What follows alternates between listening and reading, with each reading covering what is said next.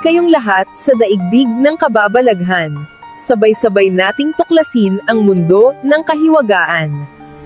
Ayon sa ilang kwentong bayan, si Lapu-Lapu raw ay hindi lamang isang mandirigmang malakas, kundi isang nilalang na nagtataglay ng kakaibang kapangyarihan. May mga alamat na nagsasabing siya ay isang aswang na nagkakaroon ng higit na lakas tuwing gabi, na ginamit niya upang ipagtanggol ang kanyang bayan mula sa mga dayuhan.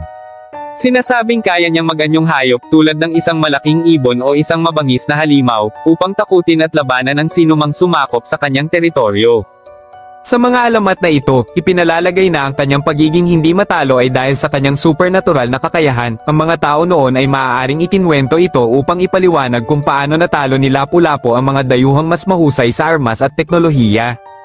Bagamat nakakakilabot ang ganitong bersyon ng kwento, malinaw na ito'y bahagi lamang ng alamat at hindi sinusuportahan ng kasaysayan. Ang tunay na kwento ni Lapu-Lapu ay umiikot sa kanyang tapang at liderato bilang isang mandirigma at pinuno ng Mactan.